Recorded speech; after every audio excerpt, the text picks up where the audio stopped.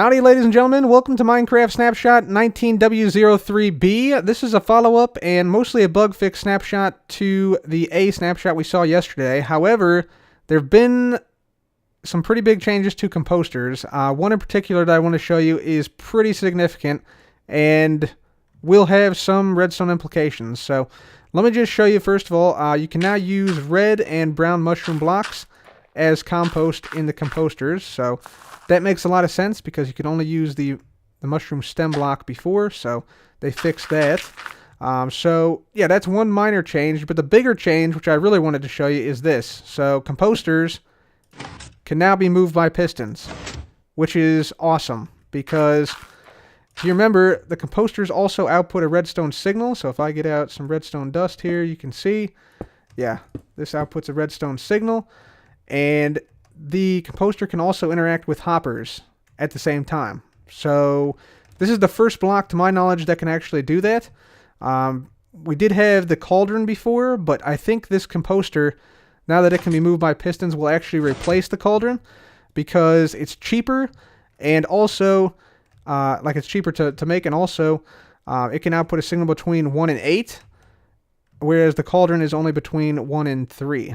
Or 0 and 3, technically. This is also between 0 and 8, technically. But you get the point.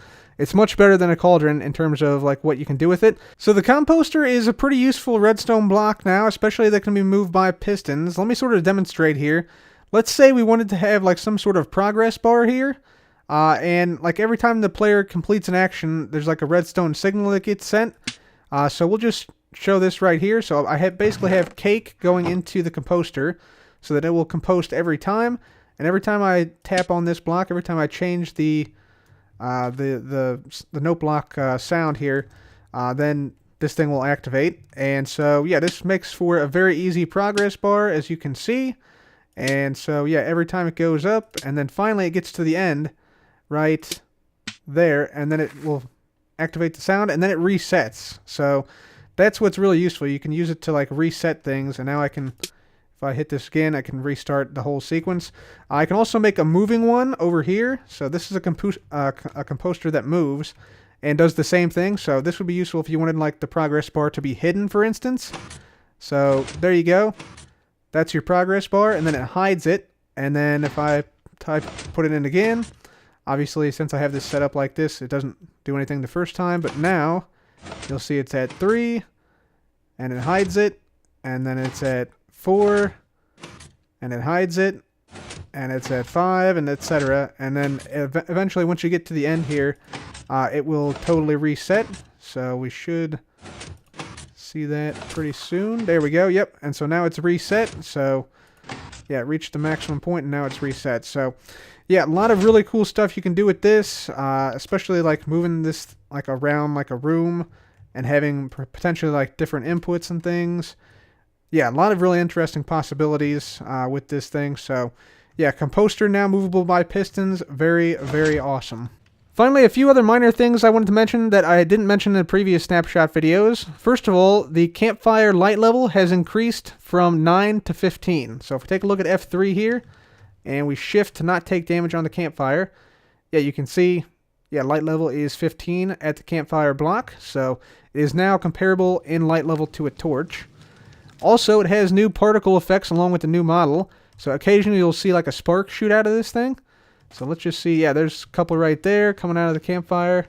So I thought that was a really cool little detail. Some of them go quite high like that one. So yeah, campfire sparks are now a thing as the fire sort of crackles and pops like a real campfire. And the other thing I just wanted to briefly mention, because I haven't mentioned it before, is if you actually break a campfire like so, you actually get 2 charcoal back from the campfire itself. So yeah, just thought I'd mention that because I haven't mentioned it previously. Finally, today I had a lot of requests about the composter, more specifically about which items are best to compost. So for instance, like grass takes quite a lot longer to compost than, say, the same amount of red mushroom blocks, for instance. So I went ahead and put together sort of a comprehensive list here of items. These are most of the items in the game which can compost. So I've organized them into different categories, and let's go ahead and go through those categories now. So first of all, we have the dirt category. These items take the longest to compost. It's only a 10% chance for these items to compost, which means for 1 stack of bone meal, it'll take 4,480 of these items to compost into 1 stack of bone meal.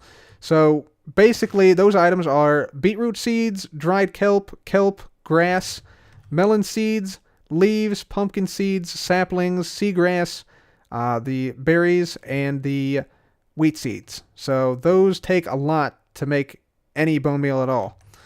Next up, we have a tier that's just a little bit better than the dirt tier, the stone tier. These items have a 20% chance to compost, which means you need 2,240 of them for 1 stack of bone meal. So we have cactus, dried kelp block, melons, sugarcane, and vines. So I would say the most valuable from this is probably the melon slices, because you can make automatic farms from that, or maybe the cactus and sugarcane if you have big farms for either one of those. Next up, we have the iron tier. So this is where it starts to, I think, make sense to put those items into the composter if you're intentionally making a bone meal farm. Everything previously, I think, would just be a passive bone meal farm. So these items have a 50% chance of composting, which means you only need 896 items for 1 stack of bone meal on average. And those items are beetroots, apples, carrots, cocoa beans, ferns, flowers. We have melon blocks, lily pads, mushrooms, regular potatoes. Then there is the pumpkin, and also the carved pumpkin, the sea pickle, and the wheat. So you can create a lot of automatic farms here for like the beetroot and the carrot and the potato, for instance, and also the pumpkin. So those might be worthwhile to do. Next up, we have an 80% chance, the gold tier of items. 1 stack of bone meal will require 560 of these items. So these items are hay bales, cookies, bread, baked potatoes, and red mushroom blocks. Of these, probably the most advantageous are the bread, because you can make an automatic bread farm, and the baked potato, because you can automate the production of baked potatoes fully, pretty much. So yeah, those are the gold tier items. And finally, we have the diamond tier items, which give a 100% chance of composting. So these will compost every single time. So these are going to be useful in like redstone contraptions, similar to what I showed previously. So 1 stack of bone meal will require 448 of either pumpkin pie or cake. So yeah, those are some of the percentages of various blocks to compost. Anyways, guys, in this snapshot, there were also a bunch of other bug fixes, including fixes for like arrows freezing in midair and mobs not moving and things. So yeah, this snapshot should be a lot more stable than the previous snapshot, but again, it is a snapshot, so if you play on this one, make sure to back up your worlds beforehand. Anyways, guys, for now, that'll be it for me today. Thank you all for watching. Please leave a like if you enjoyed. Be sure to subscribe for more videos like this. And as always, thanks again for watching, guys. This has been Cub. Goodbye.